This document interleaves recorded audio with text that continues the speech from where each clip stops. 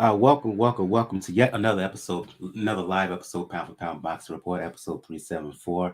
I am your host, Michael. Joining me this week, the usual cast of characters, Gail from nyfights.com, Communities Digital News, Daniel from 4 Boxing News, and the Inscriber. What's going on, lady and gent?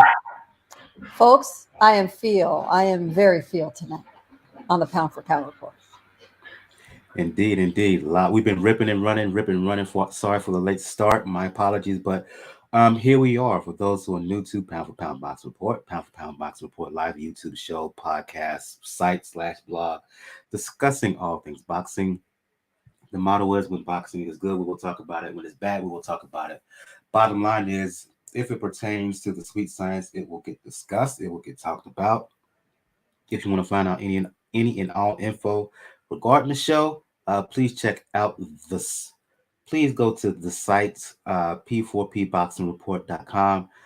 If you wish to email us with questions, suggestions, thoughts, even comments about a particular episode, you can do so p4pboxing at p4pboxingreport.com.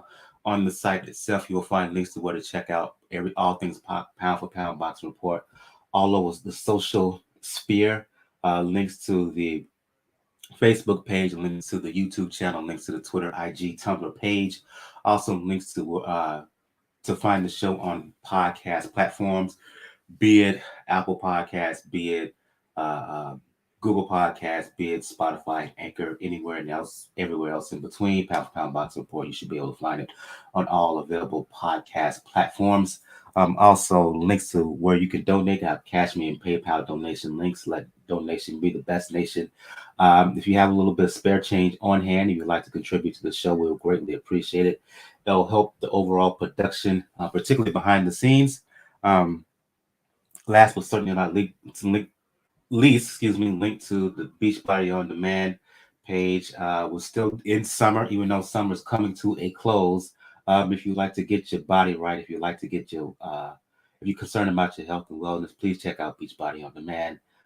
Fitness programs for any and all suitable interests. If you're into weightlifting, please check out Lift 4.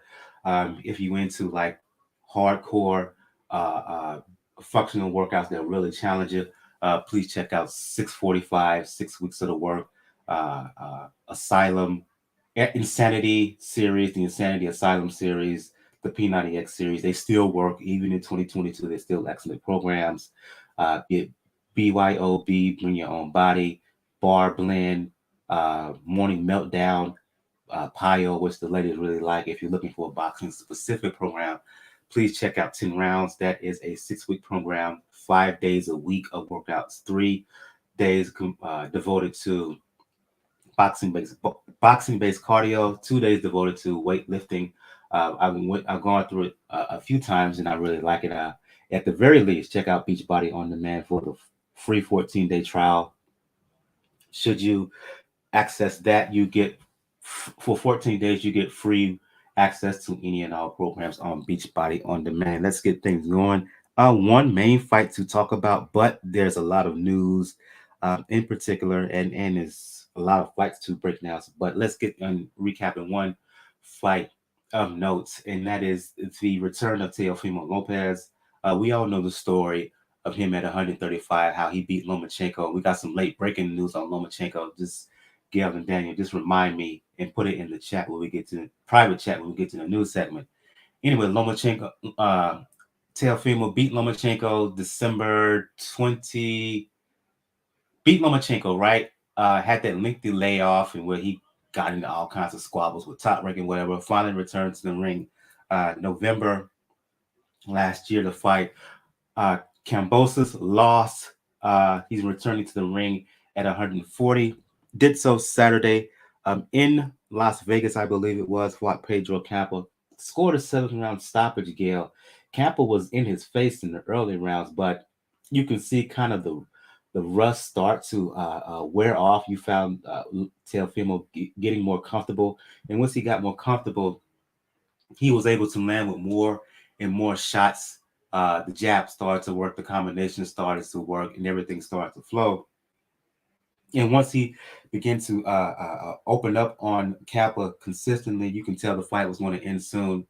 Uh, Impressive win given the opponent, but my question is this. Last week we asked whether we thought that Teofimo would be how Teofimo would do at a new weight, right? I felt he would do comfortable. He would, from a physical standpoint, he should be fine, but it all depends on his mental makeup and his maturity. Yes, he got this win. Yes, he looked fairly good, but the question still remains from last week. His future, his immediate future at 140. Could you get anything based off this performance? Not a lot. It did answer basic questions about his physical health. He's certainly been through it. It seems that he's in good shape. But we need to understand what we were looking at. Campa, while he gave a good effort, he was teed up perfectly to give Lopez a showcase type win so that he did look good to the fans, so that he reassured everybody he's back. You know, the take back has begun. Top ranks matchmakers are geniuses. They know exactly what they're doing. I could have done without the level of broadcaster hype around this fight, yet we get it. Former champion coming back, new weight division. List off all the challenges, personal and professional, in his life. Okay, we get it. They decided they were going to beat it to a pulp. And then finally he comes out. By the way, after delaying so that the end of the UFC main event here in San Diego could conclude, which thankfully it did very early. I'm not sure that I got a lot of information, though, from this fight. We're going to need to see where everything goes next.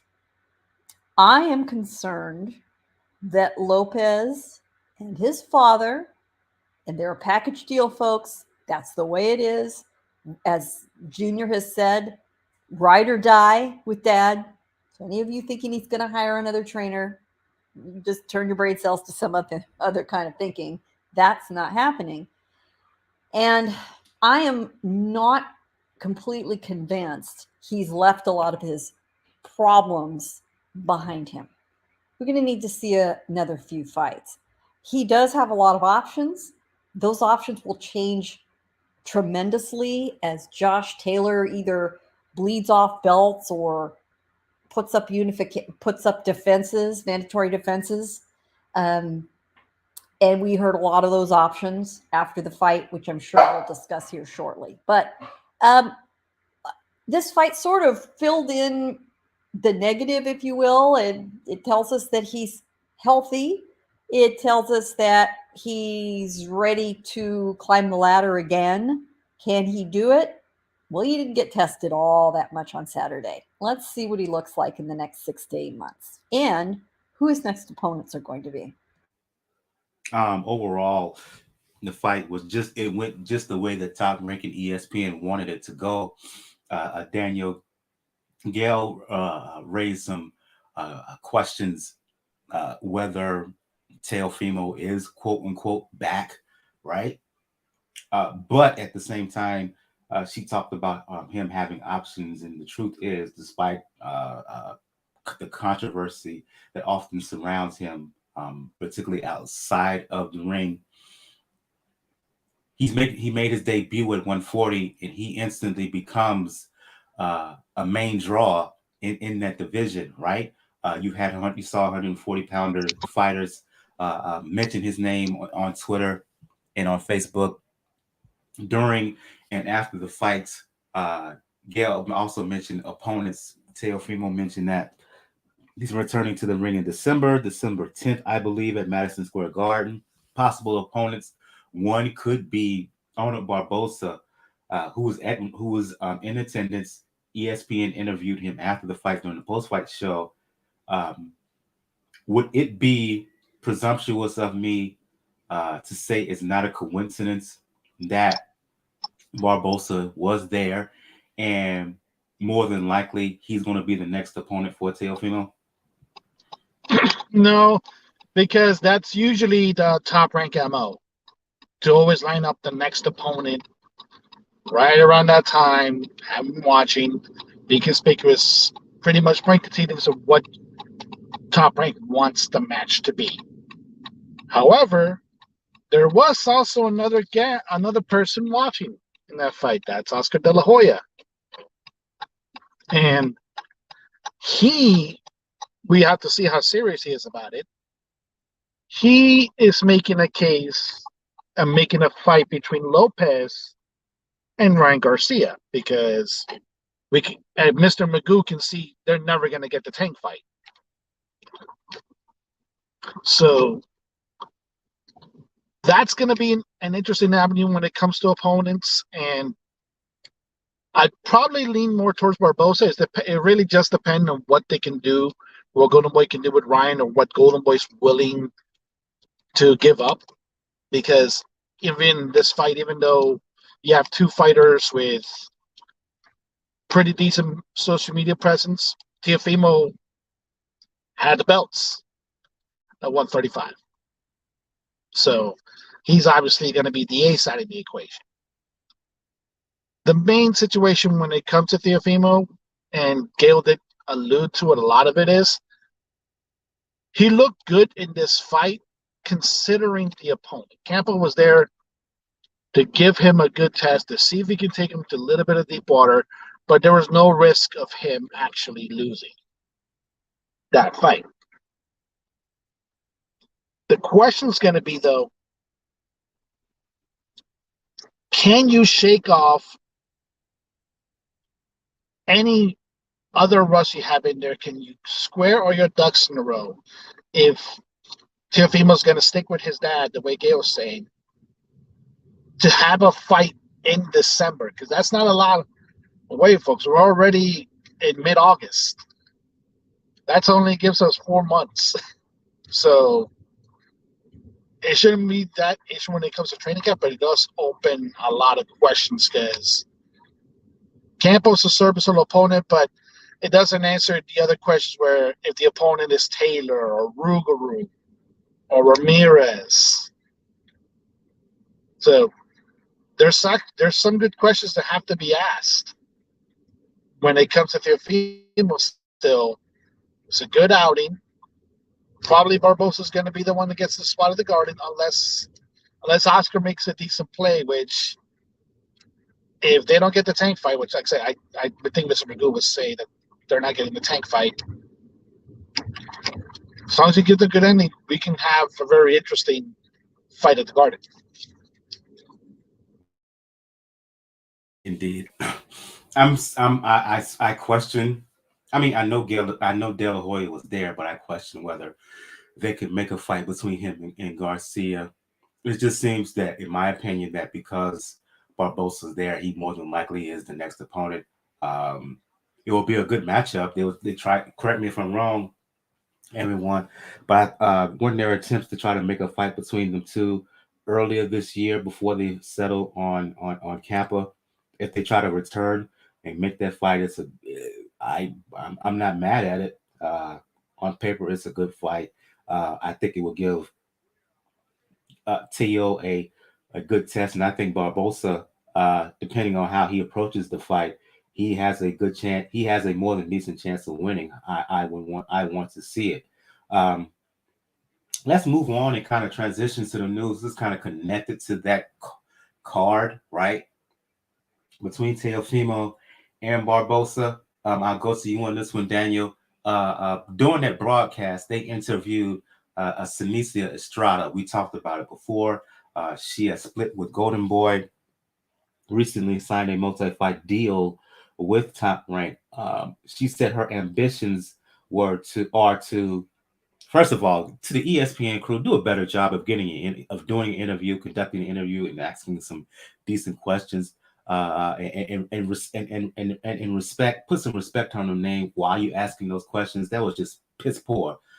Sorry for that little rant, but I just had to get it out the way. Anyway, Superbad said that she wants all the smoke at 105, 108, 112, wants to unify the division. I'll go to you on this one, Daniel. If you were her team behind the scenes, right? Would you stay at 105? Would you move up to 108, or would you start planting the seeds for an eventual rematch with Esparza at 112? I'm sure that Top Rank, they do a good job promoting fighters. When they fully invested, they go all in. If you were them, if you were Team Superbad, what would you do? That's a tough question because she teased it. She teased the fight with Marlon, and that's normally the fight that you expect her to get if she's stuck with Golden Boy. But that's pretty much just tells you how much she despises Marlon enough that she's still willing to make that fight even when they're under different promotional banners. I would probably say if I'm Bob, I would probably have her stick around 105, 108. Try to see if she can be undisputed in 2 weight divisions. Because unfortunately in that front, there isn't a whole lot of pool talent that Top Rank can get from in order to get the opponents. And if you do that, and if Golden Boy makes good on trying to get Marlon undisputed at 112, then you make the rematch between her, Sinisa, and Marlon really enticing, because that's a 2-division undisputed champion versus the undisputed champion of the division that she's going to next. That could be the plan, and that could be a decent payday. That's a Southern California bloodbath in many ways. But we have to see how it shakes up, because even though I understand the reasons why she left Golden Boy, we've all been in enough chats with people that are in her circle to understand the reasons why she left Golden Boy.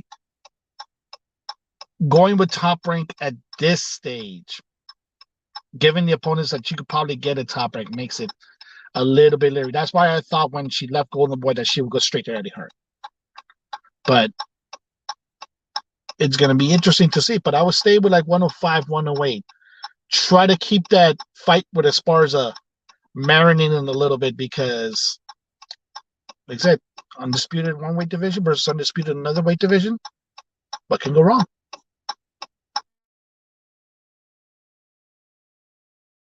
Sorry, I was on mute. Your thoughts on the immediate future of Superbad, and what Top Rank, the potential they have for her? Well, this allows Sinisa, along with Michaela Mayer, to really be the stars of the women's Top Rank stable. And they could see the writing on the wall that Top Rank's got a lot more air dates, a lot more money behind them, a lot more pull, a lot of opportunities to appear on undercards, not just in the United States. So it opens up a lot of doors. The truth is that at minimum weight, most of the world champions are international. You have a German fighter with the IBO, German fighter with that's probably the mandatory for the WBC. The interim titles are almost all vacant. The WBO world titleist is a woman of Vietnamese heritage who is, I think, still based in Vietnam. I'm going to butcher her name, and I apologize up front for any of you who speak Vietnamese. T2 Need Win, who's 5-0 with 1 knockout, and she is the current reigning belt holder. She's not exactly a draw intrinsically as an opponent. Nobody's going to know her, but belt attached, it's the right sanctioning organization. Wouldn't be surprised to see something like that. But and if you don't mind me, excuse me for interrupting, Gail, and I've seen her on film. I wrote about her for Three Kings Boxing. Please check out threekingsboxing.com. Your source for pure unadulterated boxing information. Shout out to the crew over there, 2K. The man behind Three Kings, Bo, head of media relations. You've heard him on this show numerous times. Fellow senior writers Bakari and Jarrell. Anyway, I wrote about her, Gwen, and she can fight. A lot of people would have Sinisa as the favorite, but in my opinion, based on the film that I've seen of her, she would give Sinisa a decent scrap.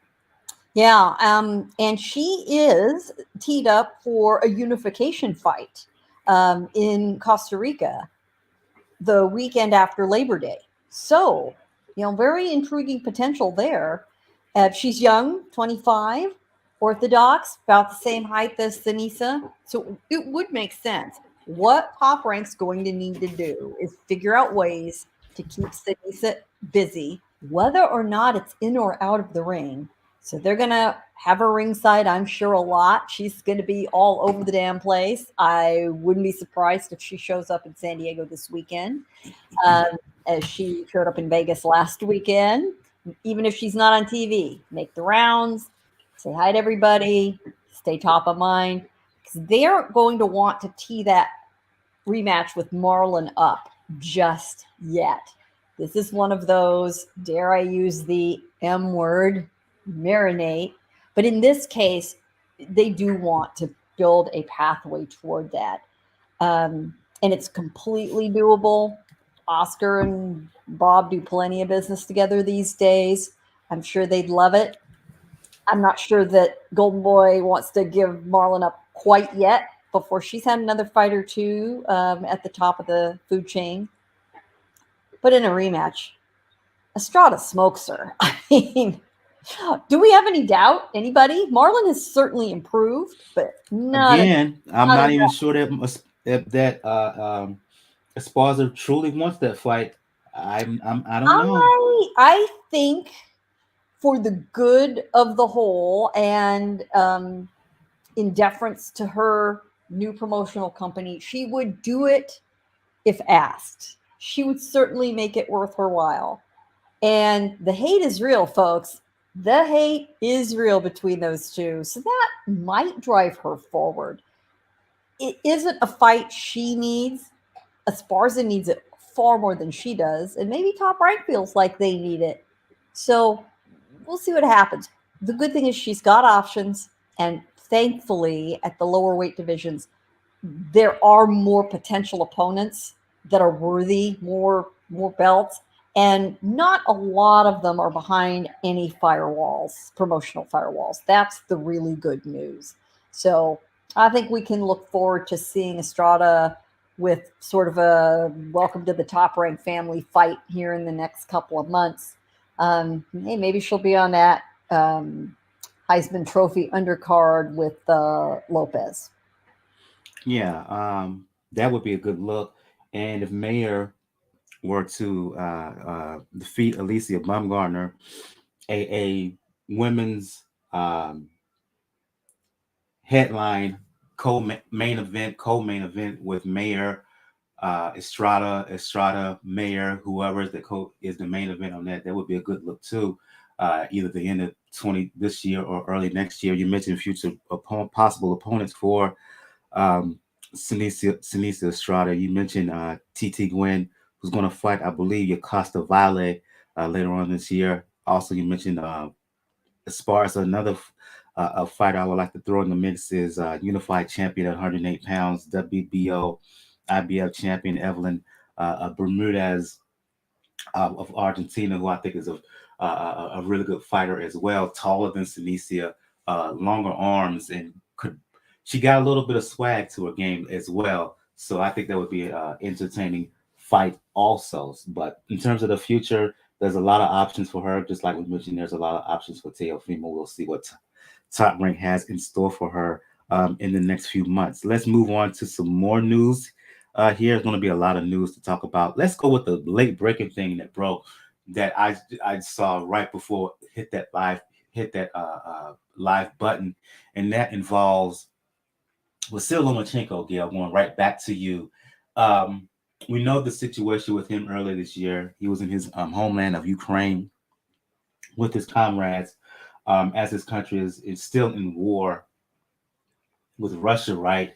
He announced a couple of months ago that he's going to return to the ring. Well, late afternoon, early this evening, images and videos showed him in LA. Top Rank on their social media platforms announced that fight news is coming soon. I think for all boxing fans, Gail, not just Loma fans, this has to be exciting. The return of Vasily Lomachenko. He's back.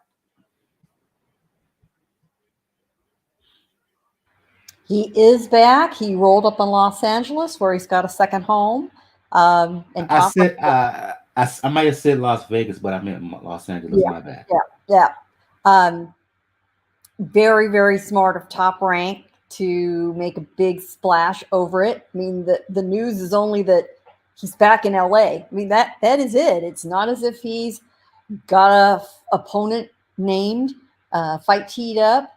Nope. He showed up at LA International Airport.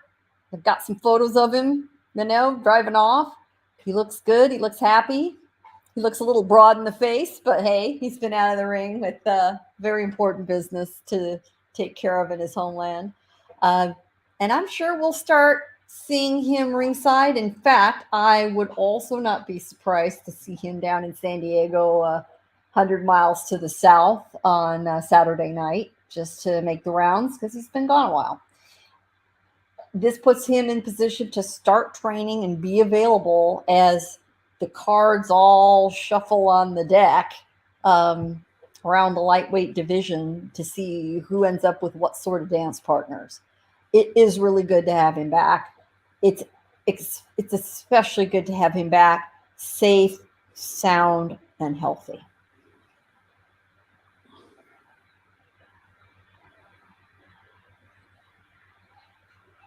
Open that mic, Mike. Shoot, my bad. I'll go back to you, Daniel. We mentioned the fights that was going to happen this weekend. A fight that was supposed to happen last week on Friday between Tevin Farmer and Mickey Bey. The night that it was supposed to happen, both Farmer and Bey went on Instagram to announce that nope, they're not going to face each other. Give some details about the situation with that. It looks like the ugly drama that is fighters versus promoters and getting paid. It wreaked its ugly head once again. Oh wow, yeah, we actually saw this live on our, like I said, on our group chats. Unfortunately, yeah, this fight was supposed to happen on Friday night. I was probably the only proponent of this fight that actually found it somewhat interesting, considering the path that Tevin Farmer and Mickey Bey have been on. But literally less than an hour before you could have expected the ring walks for this fight, both of them, it wasn't like just one, both of them at the same time put out statements to social media saying, no, we're not going to have the fight. And immediately we all kind of figured out it's probably because of money. The event did not look that well attended. So more than likely, the promoter of this, I keep forgetting the name of it because it's a long one, but this promotional group that was trying to put this fight probably did not have the money to pay neither guy, let alone both. And remember, they tried to have this fight in Africa and Ghana, probably to lessen some of the cost, and that didn't work then. So, unfortunately, if both Bey and Farmer took this fight seriously, this is one of the really bad instances, one of the bad examples when it comes to boxing, as far as having people prepare themselves to training camp, go through the training camp. Like I said, staying away from your family, training day in, day out, sparring, investing your time, physical effort, your health to get to this point. And it's one thing to, It's one thing to say like, okay, somebody got injured, there's not much we can, and we couldn't find an extra point, there's nothing to do. This is an instant of you're literally at the fight and you find out, okay, the promoter can't pay you. So that's a lot of money wasted because people are forgetting that the money that the promoter pays is what the fighters use to pay their managers, to pay their trainers for the previous camp. That's right. They don't get paid until the fighter gets paid. Yep. And so now you've put both Tevin Farmer and Mickey Bey in a situation where they owe thousands of dollars to their management team. They owe thousands of dollars to their trainers, to their nutritionists, if they have them. People that have been around that preparing them for this fight. So now that's one area where there could be a situation where they may have to put themselves in a spot where they have to find really last minute cards to be prepared. And very, very likely they're going to be put in situations where they're going to be the ones losing when this fight was supposed to be the make or break for both. And unfortunately that hampers them further, but it's an ugly business. We've seen it with Triller. We've seen it with 50 Cent. We've seen it with Jay-Z. If you're not ready as a business to go to have the full business in being a full on promoter and investing everything and including the risk of it, don't jump in, because it's not only your money you're wasting a lot of people's time, a lot of people's health, a lot of people's livelihoods go into the sport, and it's an uncertain payday. And this is a prime example of that. Absolutely. Let's go from a fight that was supposed to happen, not happening last week, to a fight that was supposed to happen this coming week, Gail. Find out it's not going to happen, and that is a fight between Adrien Broner and Omar Figueroa. We teased this a little bit at the end of the show last week. Broner, a lot of us was there for that Zoom call in which he got into it with the host, right? Came back later to kind of apologize for his actions. He talked, Broner, once again. He talked as if, okay, he's going to get serious and we're going to see him and we're going to see AB at his best. But he released a statement yesterday that he's, in his word, paraphrasing him, he's going through a lot of ish. And because of that, he's not going to fight. Figueroa fired back, basically saying F Adrien Broner in a social media post, right? Instead, Figueroa is going to fight Sergey Lipinets. We're going to preview that fight later on in the show. Okay, the cynic in me, Gail, says the fact that Lipinets was on that card, not many people noticed it, but the fact that he was on that card, am I wrong in thinking that he was there just in case either Broner or Figueroa decided for one reason or another they're not fighting? Oh, absolutely it was. I noticed him buried down on that undercard, and I am embarrassed to say I looked at it and thought, what's Lipinets doing buried all the way down there on that undercard? He doesn't deserve that. Well, no shit. That's exactly what it was there for. Ladies and gentlemen, promoters do this all the time, very specifically with certain fighters. Go look at the people who are on most of the undercards the last 5-6 years for Julio Cesar Chavez Jr. Hello. Gabe Rosado has been one of the favorite stand-ins for him for some time. There have been others. This is not uncommon at all, and it's a smart thing to do. it's just no surprise. They get it. It's their own foolishness. In this case, PBC specifically, Showtime secondarily, because they're working with them, that they think, gosh, say what you will about Broner. He brings in the eyeballs. He wants a fight. Let's give him a shot. But they at least were smart enough to hedge their bets. And with Figueroa, too, because, he's had his own issues. Well, he hasn't gotten on the scale yet, but he looks like he's ready and prepared to rock and roll. But come on, Michael, you saw that absolute train wreck of an online news conference, which, folks, is the standard today. Long before fight week, until you actually get to whatever city the card is being conducted in, these online news conferences, which got started during COVID, are now the norm. They work great. They allow a lot of people around the country, around the world, to participate. You can do several. You can have opponents together. You can have them separately. Everybody gets to get their video. I mean, you can sit on your butt at home or wherever you are. It's great. But I have never seen someone misbehave on one of those calls like Adrien Broner. So, Broner, you made your stamp, for bad behavior yet once again.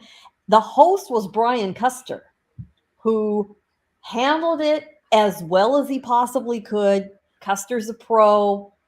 He's a gentleman about it. He dealt with it. Broner essentially, in the first few minutes, blew up, called out and insulted Showtime, Steven Espinosa, Floyd Mayweather, PBC, bit the hand that fed him, and then bit it again, and said, "I'm out." How are you gonna be an ass to Brian Custer, of all folks, who's one of the most respected people in the business, and his trainer, Mike Stafford, they're apparently in a hotel room. I would guess from looking at it. They're sitting there. Broner is in bed. And I was joking around before the news conference saying, "Oh, yeah, I bet you Broner's going to be in bed," because he's done this before. And sure enough, he's laying in an unmade bed again. And he looked horrible. Had to put a shirt on before the cameras started rolling. Things got started rolling. And he put on a wife beater, as I recall. He looked awful. He looked heavy. He looked very unkempt. And he was not right. He was not right. Then somebody, I'm guessing in Mr. Heyman's office, perhaps Mr. Heyman himself, paddled Broner's ass and said, "You are obligated to do this. You get your ass back out there." So 3 days later, he was rescheduled. And I thought, please do not tell me you're going to lean on Brian Custer again. They did not. Tim Scott, PBC's public relations chief, unfortunately, drew the short straw, had to host him. And Broner, at least got it done, got it over with 3 days later. However, we were given a time slot, and then a few hours later it got delayed, and then a few hours later it got delayed a third time until finally at 5 p.m., Broner's local time, it finally rolled off. Listen, that was just symptomatic of the utter chaos in Adrien Broner's life. And I get it. He's a mess. He's psychologically a mess. He's physically a mess. He has misbehaved and insulted and hurt people who've tried to help him all along the way in his career. And early on, he got away with it because he was so athletically talented that even when he put in the bare minimum of work, he got away with it. But he eventually ran into a buzzsaw from Argentina who knew what to do with him. And in my opinion, he's never been right since Maidana took care of business. So the problem, Adrien Broner, now is that allowances keep being made for him. And for all of you who've dealt with people with mental health issues, and particularly addiction or behavior issues, at some point you can, in the guise of helping them, you have to stop, because all you're doing is enabling their destructive behavior to continue, because you're propping them up. And that's what we've got here. I get it. Steven Espinoza and Al Heyman both have an enormous soft spot in their heart for Adrien. I don't know why, because he hasn't exactly thanked them in the way they deserve. They've tried to keep him busy, to try to keep him out of trouble, to keep some money in his pocket. They got to stop. This has to be the line drawn. No more. If they want to make sure he's got enough money to eat and live safely, great. But instead of spending money promoting a fight, spend some money to get that man in a rehab program or in a facility or some long-term help. They can afford it.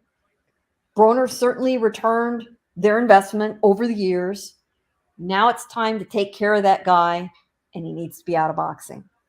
Good luck to Omar Figueroa, and I'm very happy to see Sergey Lipinets get the opportunity. He actually deserves it.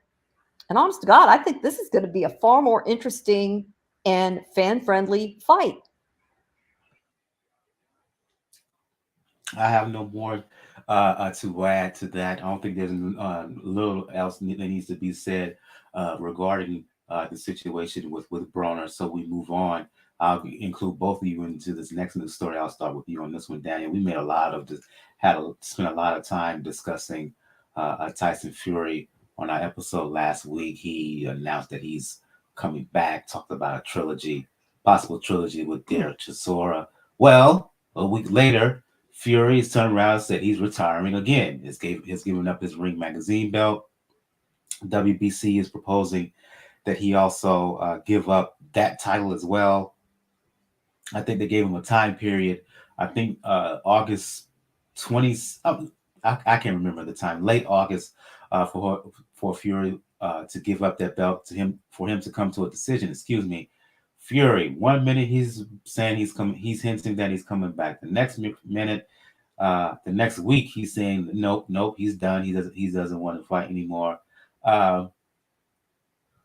What do you make of this? For me, my thing is, Fury, make up your mind. Make up your mind. Either you do want to fight or you don't want to fight. Don't be teasing folks like this.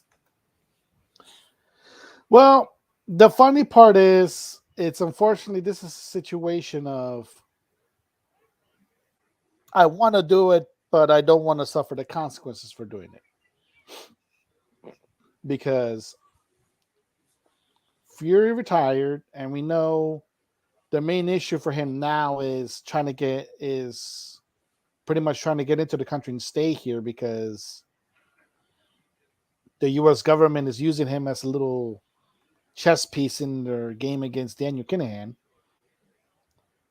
And with that, it makes it harder for him to do certain things. So proposing a fight, doing something with Chisora, we understand why. It's a UK fight. It's a fight he has absolutely no risk of losing. But then the question that got asked, because of what we're going to talk about. Does this mean you are going to fight Usyk? And it's been evident and clear as day that Tyson Fury wants no parts of Oleksandr Usyk. He knows he can beat Wilder. He's proven he can beat Wilder. He knows he can beat AJ. I think he also knows he can't, C-A-N-T, can't beat Usyk. Not with his style. Not with somebody that's as skilled as Usyk. So rather than put in that risk, you have to say, okay, I'm retired again. Nobody can ask me this question, at least for the time being. But luckily, let's hope they're serious about this. The WBC now has to call us bluff and said, okay, if you're retiring, are you giving up your belt? If you're not giving up your belt, then you're not retired.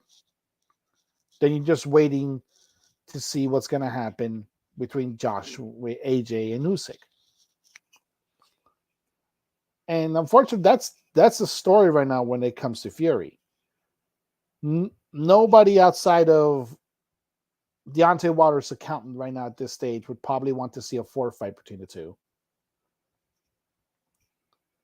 And when it comes to the WBC, there's no opponents on the PBC side of the WBC that you could say are an actual challenge to Fury. The only fighter that's right now a challenge to Fury and a steady one is Usyk. And that puts him in the risk of losing. So he's not going to do that. Now, will he pop off again? Will he try to say, I'm semi-unretired? I'll only fight exhibition, which can make then the fight with the Del Boy be a little bit more feasible? Yes. But it's not going to make him money. Sorry. And quite frankly, there's still 2 or 3 weeks from WWE going to the UK, Wales for a pay-per-view. Not to mention they're probably going to have another event in Saudi Arabia. So I think Mr. Fury is going to be busy in the ring, but it won't be a boxing ring.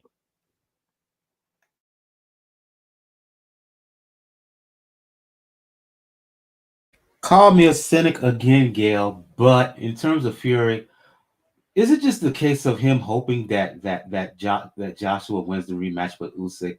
And should that happen, the next day Fury is talking about, oh, I want to fight a kid and I want AJ, blah, blah, blah. Oh, heck yeah. He's keeping his options open. Listen, Tyson Fury is first and foremost entertaining himself, right? He's given himself a stage, stuff to do, connection with the fans. If the story changes with the wind, it's just creative license. Nobody should take him that seriously. If you read the comments from Bob Arum when he was asked about Fury, he essentially said he's full of shit and he's having a good time. He wakes up every day and decides whose chain he's going to yank, what shit he's going to stir up, and he goes to it. And he laughed. And I can absolutely hear Arum in that gravelly voice he's got saying this. Yeah, Tyson Fury is a world-class shit talker. I mean, he just is. Why wouldn't he keep doing what he loves to do, which is talk shit, have an audience, entertain himself and others? How much of a grain of truth is there beneath any of these? Who the hell knows? We'll see as it plays out what turns out to be true and not true. But I do believe this. If Usyk wins, I don't think Fury wants any part of him, especially if the currently rather jacked up version of Oleksandr Usyk blows through Anthony Joshua. But I think even if he potentially loses, and certainly if he happens to win, Fury will want to fight Anthony Joshua. And I don't think it's a deal breaker if Joshua loses. I think Fury may still want to tee up a mega fight in the UK. It'll be a wildly popular event. It'll sell out. It'll make them both a ton of dough.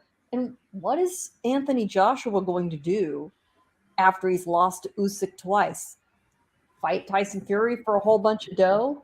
It's not a bad consolation prize. If you win, and you want to fight Tyson Fury for a whole bunch more dough, Joshua doesn't lose either way. Those are still both great options for him. And we'll talk about that fight and the outcome later, but remains to be seen. Nobody should take anything Tyson Fury says as gospel, particularly when he answered a question prior to his first fight with Wilder, when we asked about him training, and he talked about how many times he masturbated daily as the answer. Oh, dear God. You should say And that's infamous this comment that's made the rounds, and he looked right at about 4 of us, including me, and told us all about it. So that's who he is.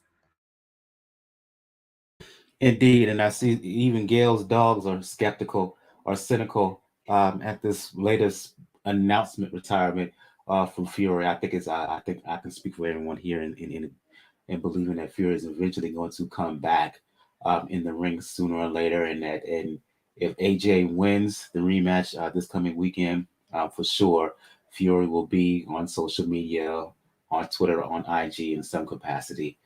With a statement, with a video saying, "Oh, I want AJ in the ring, and I'll whip him, and I'll do blah blah blah blah blah." We'll see where it goes. Let's move on. One final story here before we get to the fights of this weekend. A lot of fights, like I mentioned at the beginning of the show, top of the show, excuse me, of the return of Amanda Serrano. Daniel, you can follow up on this one, Gail. She announced that she's getting back into the ring September 24th. Serrano defending her unified belts at 126, and she's fighting IBF featherweight champion Sarah Mahfoud. So it's going to be a unification bout for Serrano. Fight is going to take place in England, in Manchester, I believe. Correct me if I'm wrong.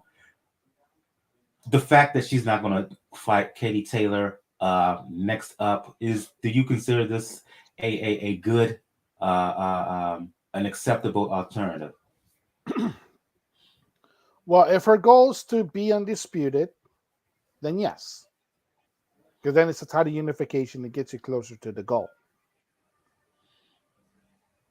The problem is going to be, though, is it going to be acceptable to the people that you were able to bring in because of your fight with Katie Taylor?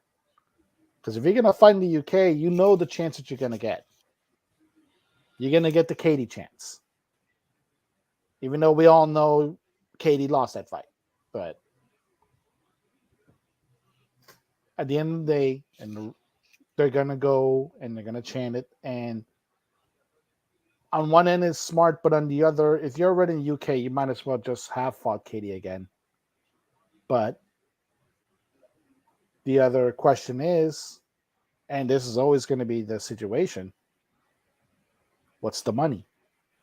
How much is it going to get? Because that Taylor fight was her biggest payday. And right now, because of her weight class, nothing outside of that rematch with Katie Taylor is going to get her close to the money that she made. So, is it worth it going undisputed? Is it worth it sacrificing a decent amount of money? Is it more about legacy, or are you just biding your time because you saw Katie Taylor is getting a little bit older, and you saw at some point that you were able to rock her, and maybe if you just wait a little bit longer, you'll be able to get her and maybe knock her out next time? Quick reaction, Gail. Love it, hate it, indifferent, not mad at it. What say you? Not mad at it at all. This is just a make good for the fight Serrano had planned to have as a returning to the ring fight on the now destroyed, blown apart Jake Paul, Hasim Rahman, or AKA, or Tommy Fury, or whoever the hell else now, Anderson Silva, whatever. She was already scheduled to appear in a fight. So this is simply making good on that, which is good. She wants to be back in. She wants to stay busy. And the fact that she's going to make it a defense, that's great. We are not quite ready to tee up this rematch. And especially if it's going to be in Ireland, which I think is a great idea. And Serrano seems to be all about it. The most likely venue is outdoors, and it's not going to be too long before that's just not viable due to the weather. So we're going to try to wait it out for that venue. It's not going to be until the weather permits it, which is mid to late spring at best.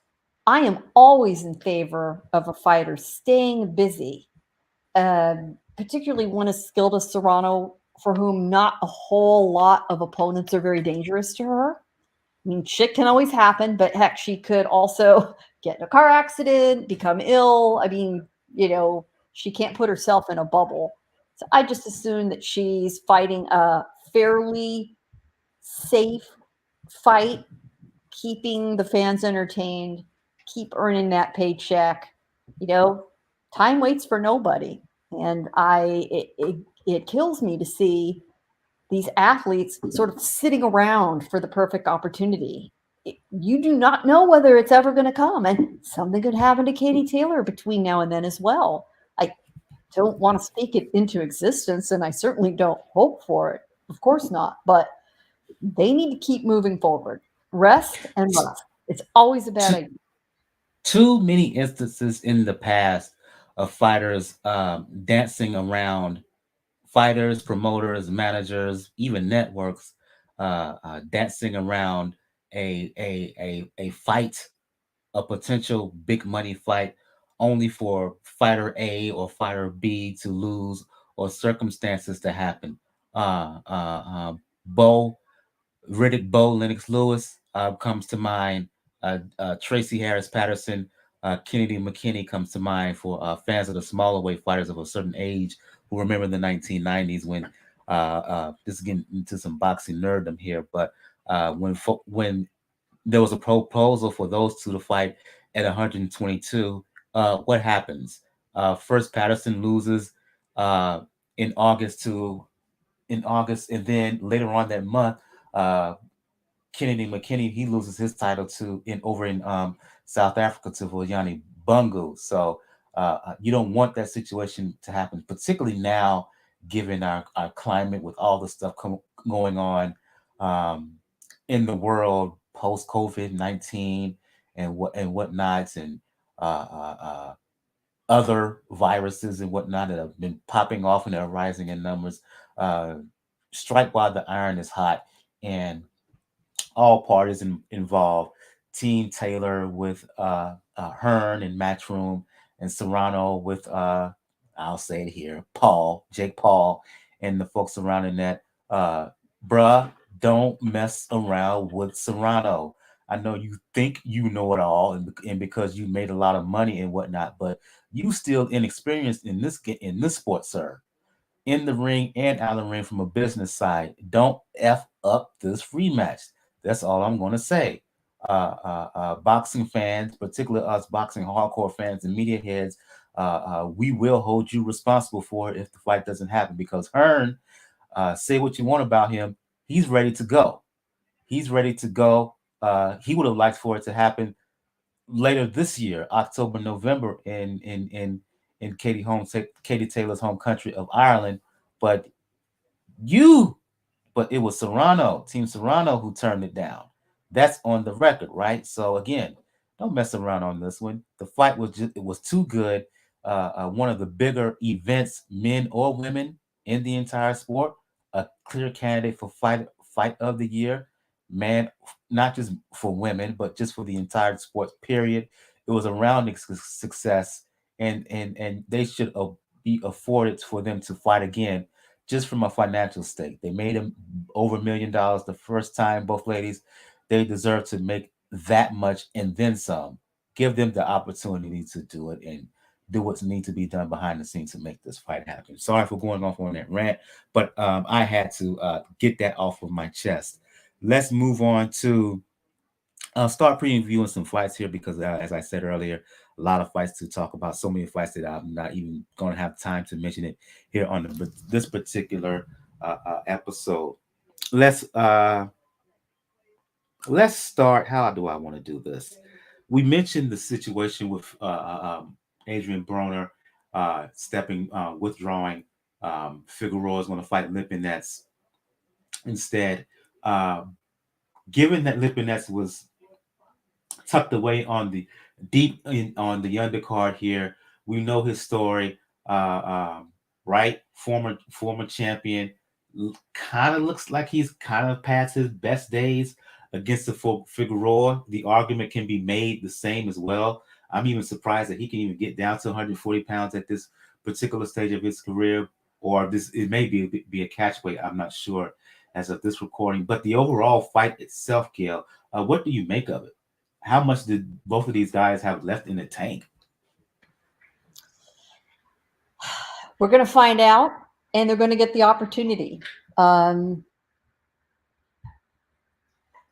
Figueroa in particular really seems to be in a good place. He's had a lot of his own issues, his own mental health issues. He seems to have literally beaten them back and feels rejuvenated. That's what you want to see from a guy in this position, unlike his previous opponent. Lipinets has always had talent. He doesn't have that many losses. How he fell so far off the radar so fast is kind of a mystery to me. It's good. It's really a good match. They're both at that point in their careers where this is really a meaningful outcome to them. No, there are no titles on the line. It's only a 10-round fight, but it's do or die for both these guys. It brings on storyline and the tensions. They're both very active in the ring. Really, it's a far better matchup, storyline. They both deserve it. They both deserve to get that kind of one last chance. Good luck to both of them. I feel myself rooting for both of them to at least have a really good performance at both at the highest levels, and may the best prevail. And I just hope that it's a good fight in the interim now that Broner has withdrawn. I'll go to you, Daniel, on this undercard. We talked about Josh Taylor deciding to let go of the belts. The WBA has essentially kind of a tournament going on.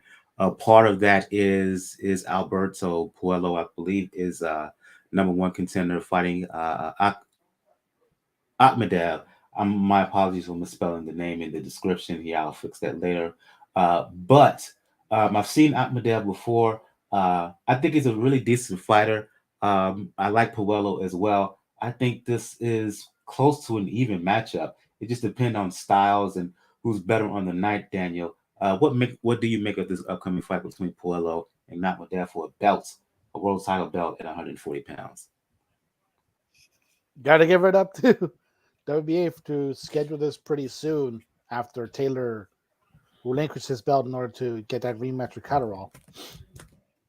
This is going to be a very fun fight because it is evenly matched. You're going to have two very serviceable opponents who are world title caliber, but I think Akhedov is actually going to be probably the one to edge it out. I think his style is a little bit more refined in that sense to win in this fight. And then because I thought if he would have gone to Taylor, he might have given Taylor a little bit of problems. But we know what's going to happen with Taylor after his rematch with Catterall. So I'm going to give it slight edge to Akhedov, but I wouldn't be surprised if Puello puts it off. But I'm definitely leaning towards Akhedov. Also on this card, Gail, you have world title fight at 130 pounds. With all the talk about Shakur Stevenson and his dominance since he's moved up to the division, a guy who's been kind of under the radar here is Roger Gutierrez, WBA champ, coming off of two wins over Rene Alvarado in 2021, makes his debut in 2022 fighting a guy undefeated, Hector Garcia. I like the way Alvarado looked Gutierrez looked in his win over Alvarado to win the belt, right? He went down. He scored, what is it, two knockdowns in that fight against Alvarado. Won the rematch again by a little bit wider margin.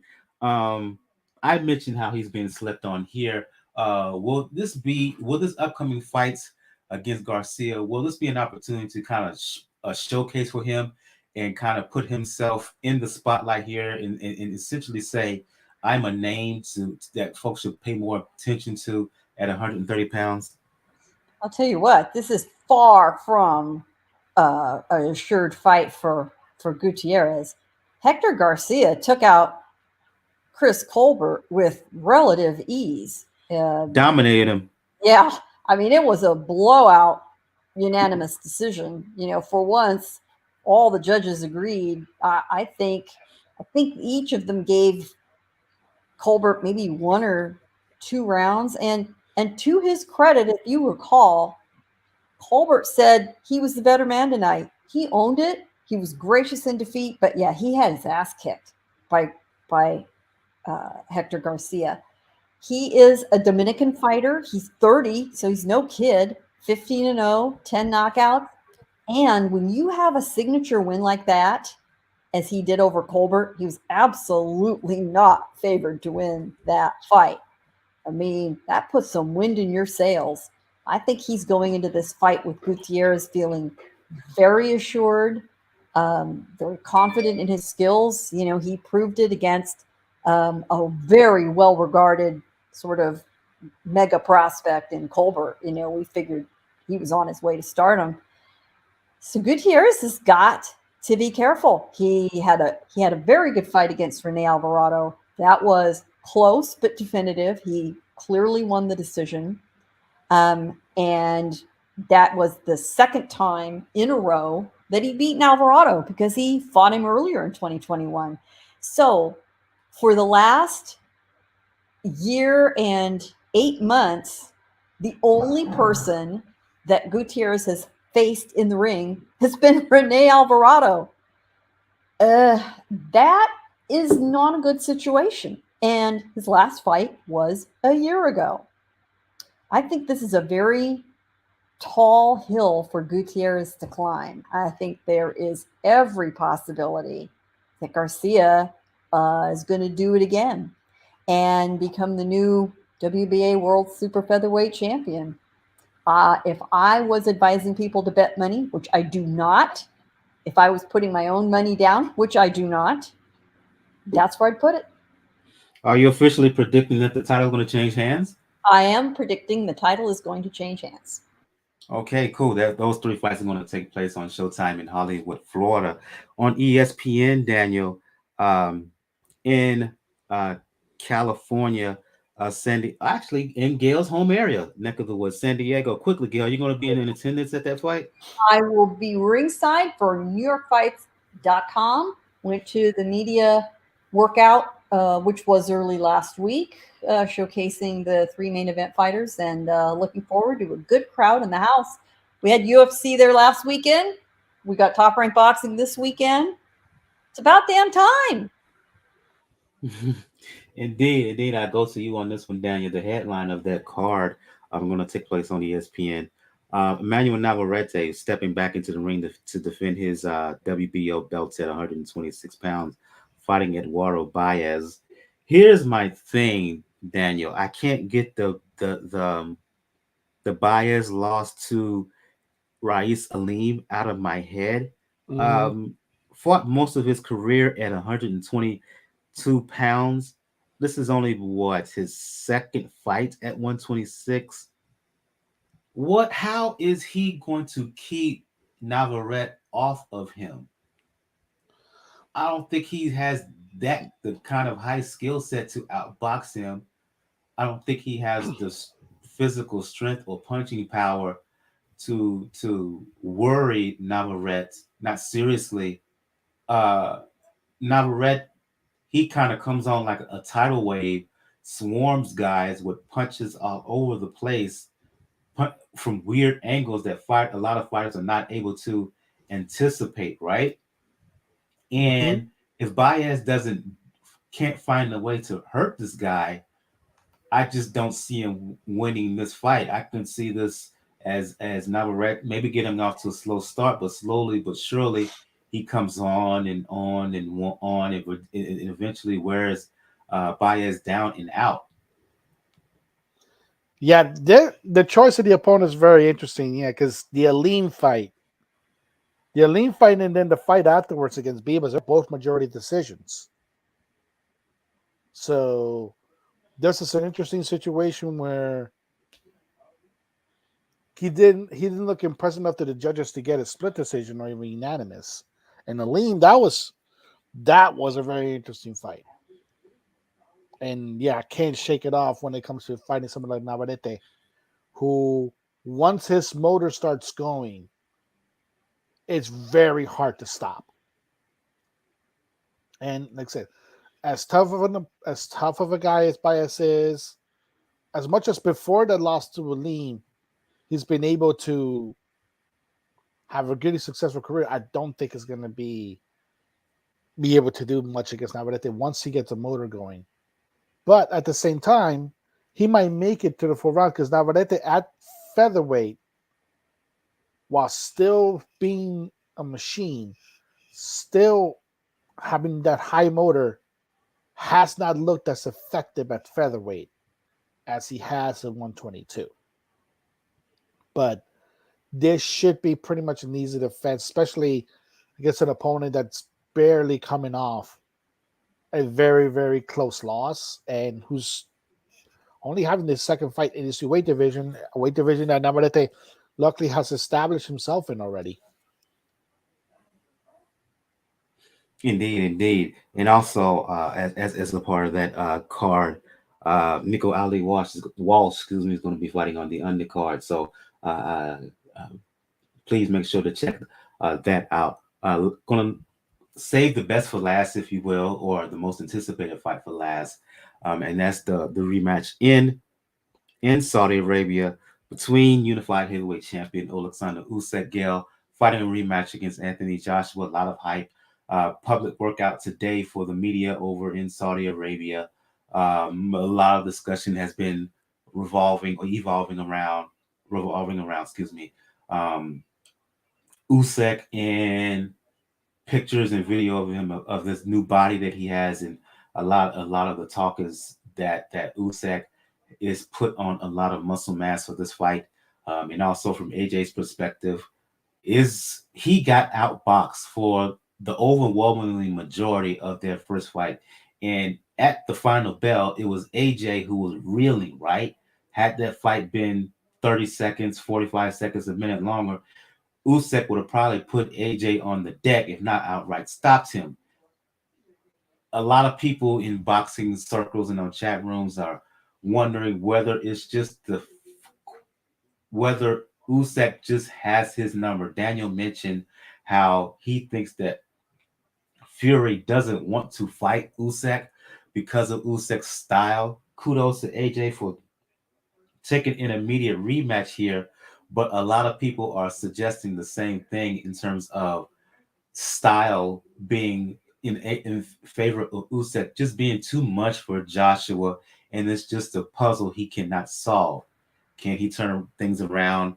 Can he become more aggressive and assertive and bring his power to bore the keys for this rematch? Usyk is certainly an impressive specimen. Apparently going to war will do that for you when you've been out there relying on, Yeah, power. and that's another underlying factor serving. I'm going to give a guess here. That's a motivational force for Usyk heading into this rematch as well. Yeah, I veering off on that theme. I believe that Usyk, well, first of all, he clearly understands he has got his nation's eyes on him, and they are counting on him. He's a very spiritual man. He's a very patriotic man, and I think he takes on that responsibility gladly and with real vigor. He's all about it. That man lives his life to the fullest every day, whether it's being of good humor when he deals with people, whether it's applying himself in the ring, or whether it's going to defend his country, or whether the way he loves his family in his country. So Usyk's all in, no matter what he does. Joshua isn't. I think it's a lot less about the physical performance, the tools, who's got the muscle, who's figured out the puzzle. Usyk wants this so much more than Joshua does. So much more. I First of all, do not think Joshua got mad enough about the fact that he lost. Not mad enough to change his life, get down to it, work, make whatever changes, abandon all his other commitments and focus just on this. He's not about that. I don't think it matters as much to him whether he loses or not. We were saying earlier, win or lose, Joshua is still an ideal opponent for Tyson Fury, whether he has the belts or not. It's still big money. It's still a lot of eyeballs. It's completely makeable. So it's not like anything other than, titles and a win are riding on it. I'm just not sure that matters enough to him. I don't think the guy who peeled himself off the canvas after being dropped by Vladimir Klitschko is going in the ring on Saturday. So however he does it, I firmly believe that Usyk will win. And I do think Usyk wants to make a bigger show of it. And that's a statement to the rest of the heavyweight division. Clearly, Usyk's heard all the talk about, well, yeah, he's really good. And, he's done pretty well heavyweight for being a blown-up cruiserweight. But he's too small. And you really can't battle these big guys. He's going to prove that he can through his superior skills and the heart and the will that he has driving him forward. That is what I believe we're going to see, in addition to making his country proud of him. Usyk arranged for all of the Ukrainian people to be able to watch this fight in Ukraine for free. No pay-per-view, none of that there. I imagine that other than the people on the front lines or in an area where they simply do not have access electronically, that every single other person of Ukrainian citizenship, and a whole lot of them around the world with Ukrainian heritage, are going to be watching that fight. And he knows it. When we did the Ladies Love Boxing show last year, Daniel, it was after their first fight, September last year. An argument was made by one of our guests that her issues, well, by a couple ladies actually, that the issue with Joshua is more of a mental thing. To Gail's point here this evening, that Joshua's issues has more to do with his mindset. In terms of approach, in terms of how he fights, than it is anything physical, right? That coupled with the style matchup, which is a problem, for AJ. Does that spell here that he's going to fall again here in the rematch?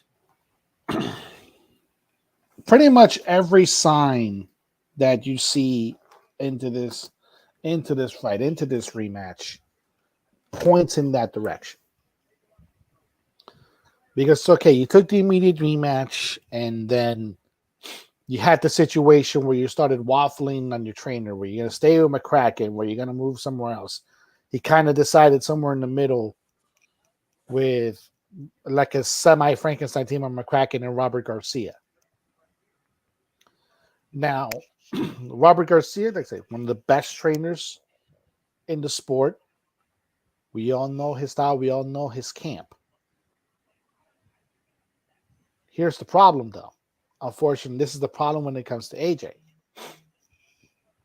The issue is that Robert Garcia, his specialty when it comes to fighters is guys that come forward.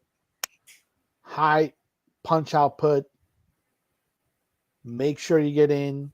Get good combinations going. But it does come in many ways at the expense of defense. And that was one of the major issues that AJ had when he fought Usyk the first time. But it looks like the mindset that he took in was that it wasn't a situation that he was defensively flawed against a much more skilled fighter.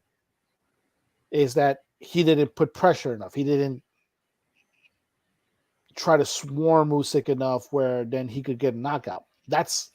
And that's where I think the mindsets are going to fall in, because being more aggressive is not going to go well against somebody like Usyk. The only way that's going to work is if Usyk's mind is completely somewhere else.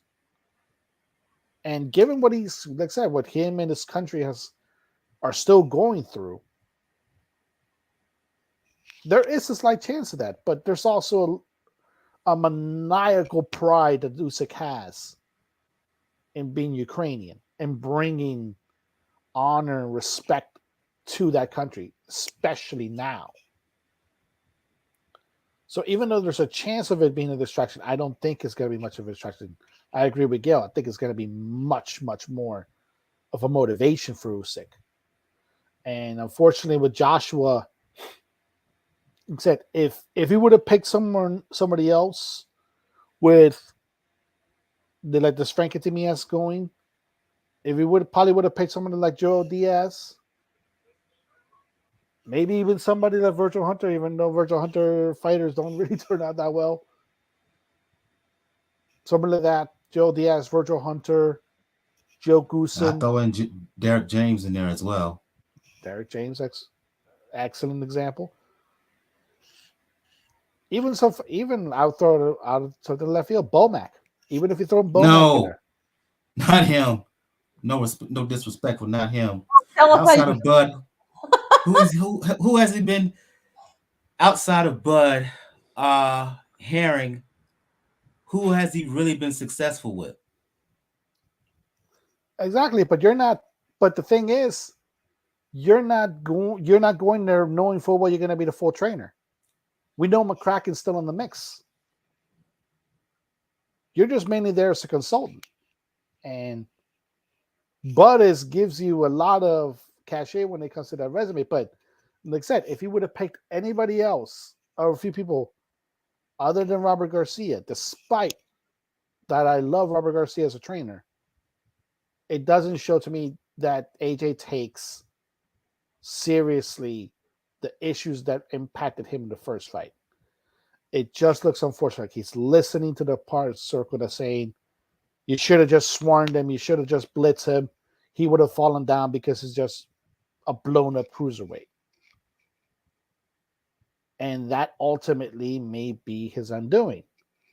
Now, there's also at the same time, he could feel that Saudi Arabia magic. Because remember, he did regain his belts from Andy Ruiz in Saudi Arabia. But then again, that was against an Andy Ruiz that did textbook everything that you're not supposed to do after being an upset champion. Usyk has not done that. So I don't expect a different result coming from this fight. In fact, I'll say I think Usyk could knock Joshua out this fight. If it falls back into the boxing match that we saw in September of last year, I have to go with Usyk. Joshua just cannot outbox him. For me, his only solid chance of winning is if he's able to hurt Usyk early and often, right, and impose his size and physical strength. But Usyk is just so slick in there. He's been in there. He's been in with every conceivable style in the book, and he knows how to adapt. I have to go with him in the rematch here. Skill-wise, Joshua's not shown himself to be good against particularly this southpaw. And Usyk has shown the power to hurt AJ in this fight.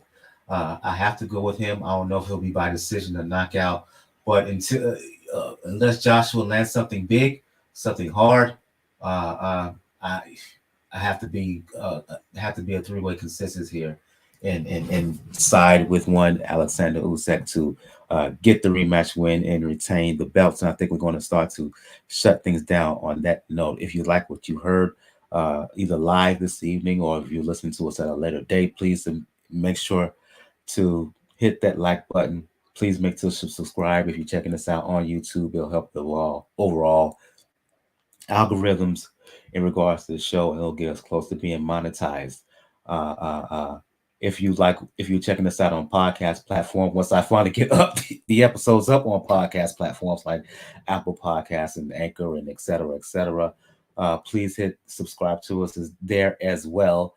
If you're checking us out on Apple Podcasts, please make sure to leave a review. 5-star review will get read on the show. Going to go around the panel here. Begin the show with ladies first, as always. End the show with ladies first. Gail from nyfights.com, Communities Digital News, for those who want to talk boxing, for those who want to talk media, because you do teach media on the side, and or for those who want to check you out occasionally on TMZ Live, let the folks know where they can find you. You can find me Saturday night ringside in San Diego at the Pachanga Arena, not to be confused with the Pachanga Casino. For NewYorkFights.com, that's nyfights.com. We will have a full prediction panel for Usyk and Joshua. And here's a little fact for Saturday night as you're watching. If you do see Nico Ali Walsh, which, if you haven't heard, is the grandson of Muhammad Ali. There's a rumor floating around about that. Part of the intrigue of having him on the card in San Diego is, of course, that is the scene of the fight in which Ken Norton broke Ali's jaw on March 31st, 1973. And inside that arena is a mural of a lot of the famous events that have happened in that arena over the years. It's been there for, I think, 55 years or something. There is an enormous black and white photo as part of that mural that's got to be 30 feet high of Walsh's grandfather with Norton. So I guarantee you're going to see some photos of Nico posing with that. And it's going to be very interesting feeling the ghost of his grandfather in that building. That was a big event there and still a presence there. Now I'll go see you, Daniel. For those who want to talk boxing, for those who want to talk professional wrestling, for those who want to talk the NBA, Daniel from NY Fights, not Daniel from NY Fights, Daniel from 4 Boxing News and the Inscriber, for those who want to talk the NBA, especially as it pertains to the Miami Heat. Let the folks know where they can find you. Yeah, folks, you can find me on Twitter, Rawkuz99, RAWKUZ99. Definitely catch me on there. And yeah, we're not that long until the season starts. This NBA Christmas schedule looks to have been leaked. And the Martin Luther King Day game looks to have been leaked. So we're probably expecting the full schedule to come in, and we'll see then whether or not they're actually going to try to pull this mid-season tournament stunt. Indeed. And for those who want to talk boxing, music, fitness, you know what it is with me. Brother JR76 on Twitter, Brother JRSC on IG, for those, not just boxing, music, and fitness, but also if you check me out on IG, fragrance as well.